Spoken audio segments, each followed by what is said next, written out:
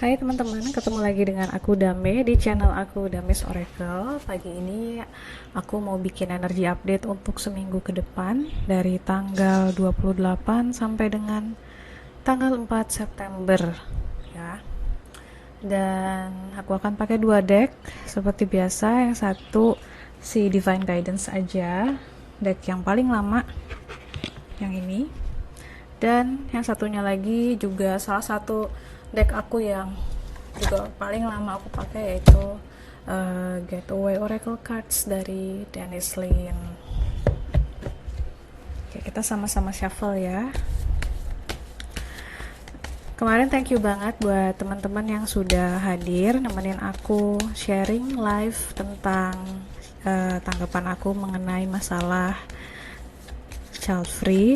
Bukan masalah sih ya, sebenarnya itu pilihan personal orang, dan kebetulan juga aku dengan suami juga memilih untuk tidak memiliki keturunan. Itu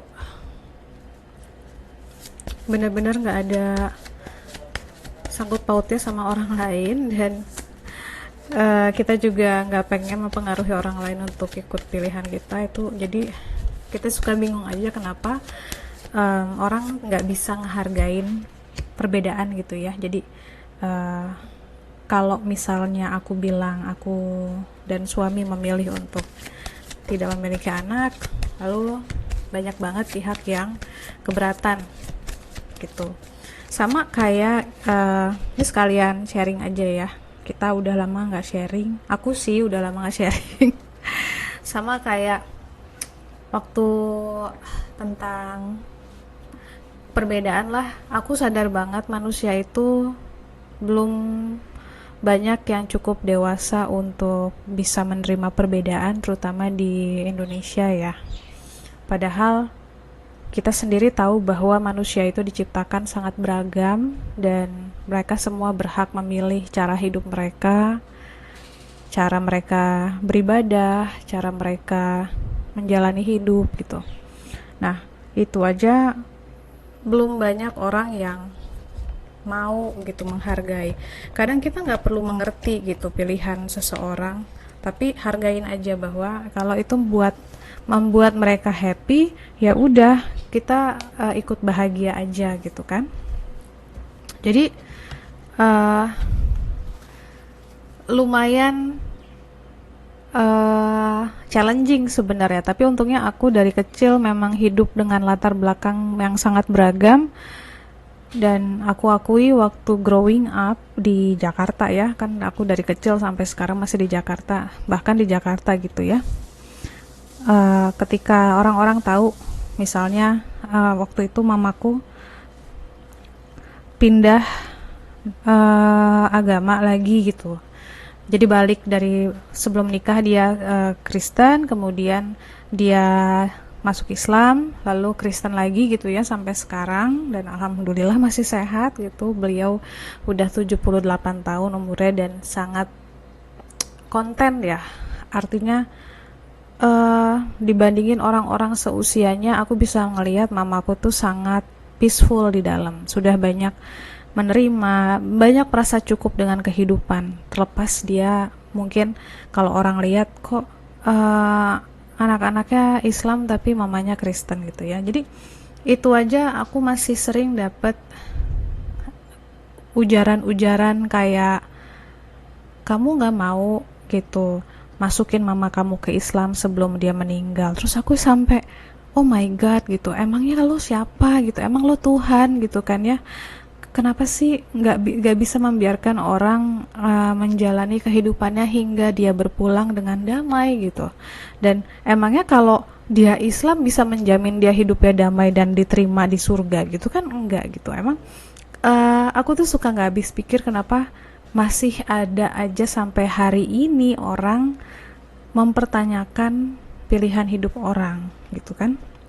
Dan itu aku ketemuin di komunitas-komunitas yang let's say mengaku bahwa berpendidikan tinggi gitu ya, sudah sekolah di luar negeri, tapi ya ternyata itu nggak jamin. Aku juga pernah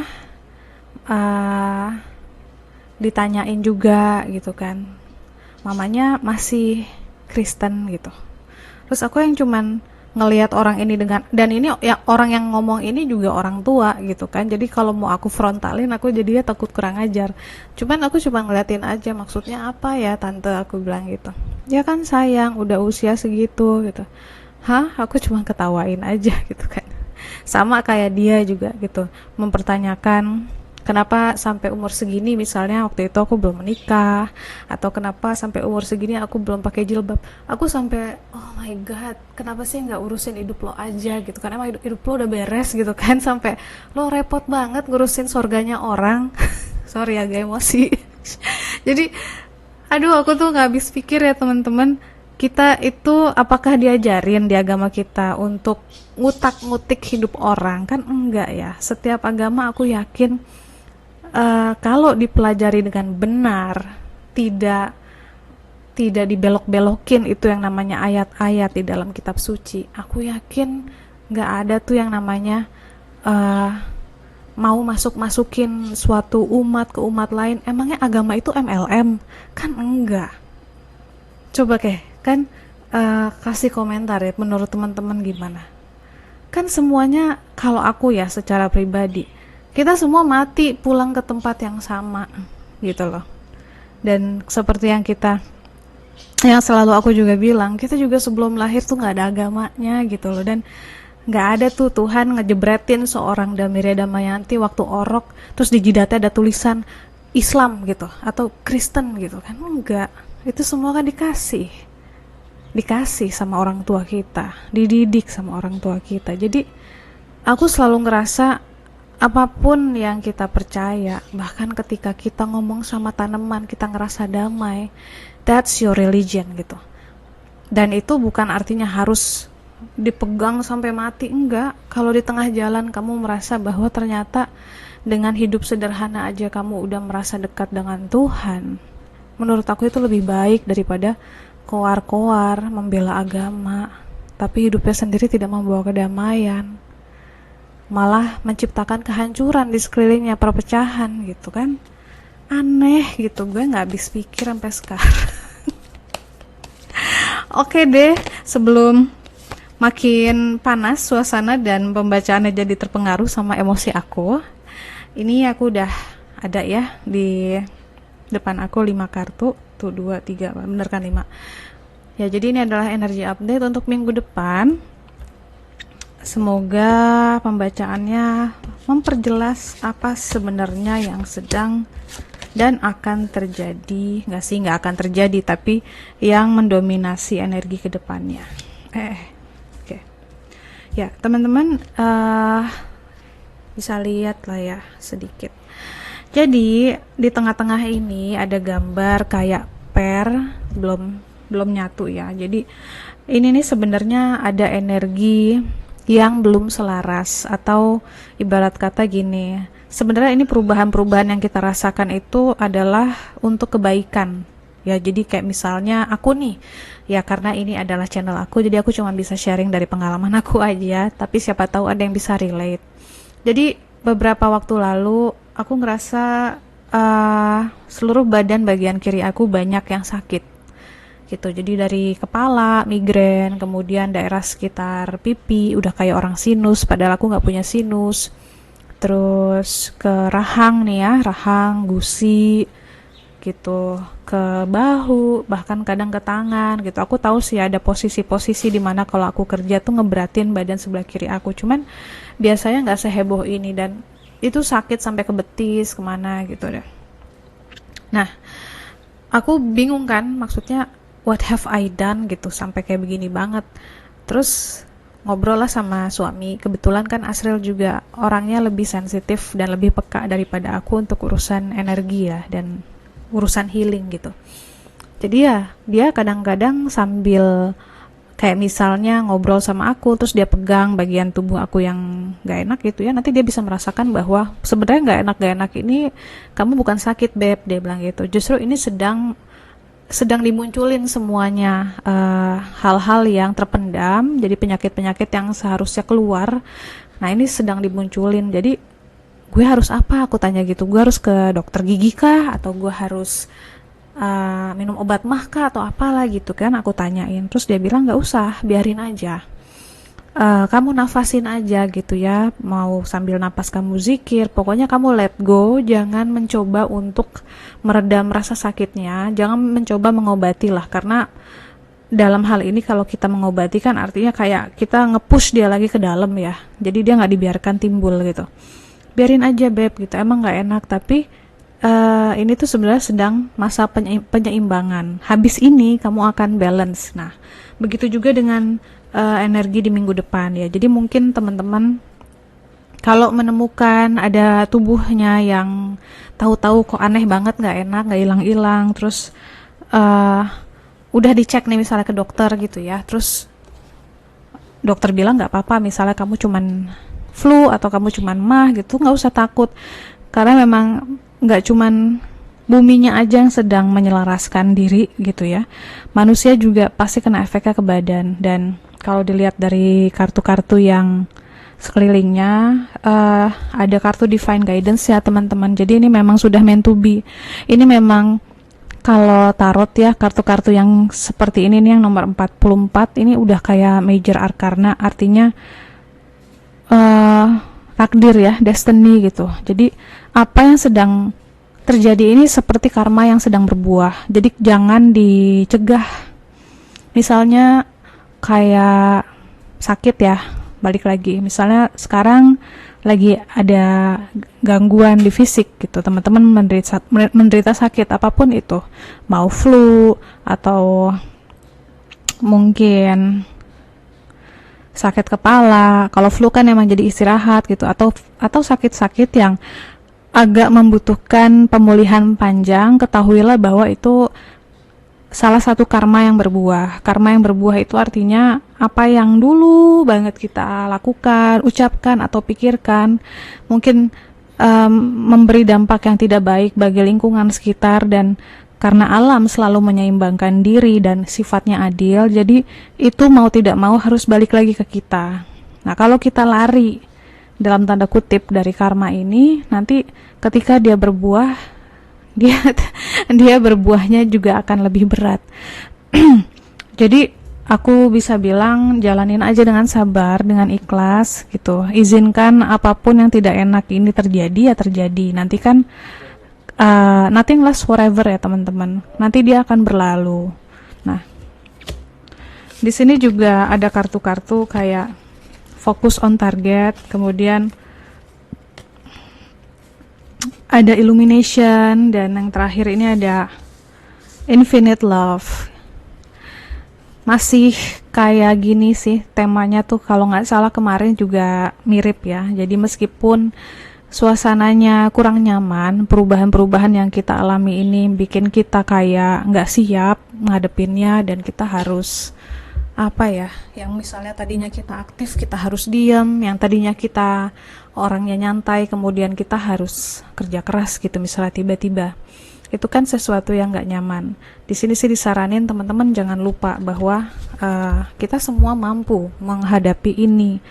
Ingat, Tuhan tidak pernah ngasih kita sesuatu yang nggak bisa kita jalanin. Seberat apapun itu pasti bisa kita jalanin kalau kita dapet jatahnya gitu kan. Nah, cahaya ini adalah cahaya jiwa kita. Emang mungkin kalau kita lagi gak enak badan, lagi sakit, atau lagi dalam keadaan dililit hutang, atau ngerasa hidup itu stuck ya, kok gini-gini aja, atau terjebak dalam suatu situasi misalnya dalam pernikahan yang tidak enak gitu, teman-teman ingat bahwa teman-teman itu jiwanya seperti bintang ini, sangat bercahaya. Dan itu tadi, bahwa situasi yang teman-teman jalanin ini sesungguhnya sudah ditulis di dalam buku takdir, yang artinya merupakan sebuah karma, sebuah, mau itu aku sih nggak mau bilang karma buruk karma baik ya, pokoknya ada penyeimbangan di sini. Kalau timbangan itu dia harus seimbang, kalau harus seimbang berarti ada yang, yaitu karmanya harus berbuah, mau itu baik mau itu buruk, itu harus terjadi. Dan percayalah bahwa meskipun nggak enak, Tuhan itu nggak berhenti mencintai kita. Semesta itu nggak berhenti mencintai kita. Kita kita tetap dikasih udara untuk nafas. Kita tetap dapat matahari. Kita tetap dipelihara gitu. Meskipun kita sakit misalnya, tapi masih banyak kenikmatan-kenikmatan yang Tuhan kasih di hidup kita. Jadi jangan sampai lupa, karena kalau kita lupa bersyukur dan kita lupa akan manisnya hal-hal kecil di sekitar kita, nanti cahaya jiwa kita meredup. Padahal ini adalah modal untuk hidup, ya. Dan untuk menyeimbangkan keadaan yang gak enak ini juga, teman-teman bisa fokus ke hal yang paling teman-teman suka atau paling bikin teman-teman merasa empowered gitu. Misalnya kayak kemarin deh, persis banget, Asril tuh waktu sambil terapi aku ya, kan itu nggak enak banget ya, sampai sekarang juga masih nggak enak sih, cuman mindset aku jadi berubah. Jadi kita kalau ngejalanin sesuatu kondisi yang nggak enak, terus mindset kita juga keliru, itu tambah berat. Tapi kemarin dia sambil terapi aku, dia sambil tanya gini, Beb,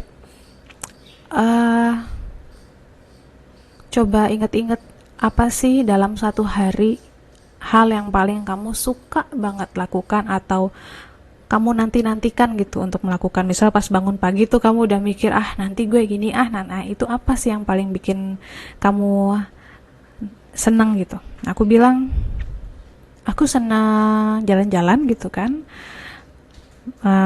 nyetir gitu misalnya gitu. Oh iya udah, nanti kamu nyetir aja sendiri, jalan-jalan sendiri gitu ya, yang bikin kamu nyaman. Apalagi yang bikin kamu ngerasa setiap hari itu ada bagian enaknya. Nah, enaknya itu apa? Misalnya makan, oke, makan makanan yang enak. Terus nonton sitkom gitu, atau nonton drakor, apa aja. Nah, teman-teman juga diminta untuk menjaga fokus, supaya fokus kita tetap ke hal-hal yang memang enak gitu ya. Karena dunia ini penuh dengan hal enak, penuh dengan hal nggak enak. Nah, cuman memang kayaknya sifat manusia itu lebih suka fokus ke hal yang gak enak, sehingga dia lupa bahwa dirinya itu dicintai, bahwa banyak sekali keajaiban juga sedang terjadi, sementara misalnya kita sedang menjalani karma berbuah yang tidak menyenangkan. Jadi fokus aja teman-teman, ingat-ingat selalu. Dan kalau udah tahu nih misalnya, lakukan gitu. Jadi kalau volume nih, seakan-akan hal yang enak itu volumenya kita gedein biar hal yang gak enak gak terlalu berasa gitu ya. Dan yang terakhir ada letting go. Ini udah ultimate banget teman-teman. Apalagi yang bisa kita lakukan saat kita ngerasa keadaan gak nyaman? Udah, jangan melawan keadaan, izinkan itu terjadi gitu ya. Kalau memang kayak aku misal lagi nggak enak kayak gini, udahlah, ya Allah, aku nggak tahu apa hikmahnya sekarang, tapi ya sudah. Kalau emang ini sedang jatah aku ngerasa nyeri, jatah aku ngerasa sakit, jatah aku stres misalnya gara-gara kerjaan, aku izinkan hal ini terjadi ya. Jadi I surrender joyously to the ebbing and flowing of life. Jadi hidup itu nggak cuman enak aja, nggak enaknya pun harus dinikmati ya. Let go, jangan melawan, jangan kabur, jangan mengalihkan perhatian sampai jauh gitu, yang sampai kadang-kadang kita kan gitu, karena kondisi nggak enak kita udah deh gue shopping aja, udah deh gue gosip aja. Jangan kayak gitu. Kita sebisa mungkin menerima kehadiran perasaan gak enak itu dengan sadar gitu ya. Kalau masih kuat ngerasain sakitnya atau apa, izinkan aja. Oke, ini dia, gue lagi nyeri lagi nih. Oke, gitu ya. So, teman-teman, itu aja. Semoga dengan kita menerima apapun yang muncul dalam hidup kita, healing itu bisa terjadi. Dan ya, itu juga salah satu pencerahan yang aku dapat selama hidup aku yang hampir 40 tahun ini di dunia. Nanti mungkin aku akan bikin satu video lagi tentang healing ya. Healing yang sesungguhnya itu adalah penerimaan diri. Dan ya mungkin aku akan bikin video lagi aja tentang itu. Thank you for watching teman-teman, sampai ketemu lagi di video aku selanjutnya. Tetap semangat, dadah.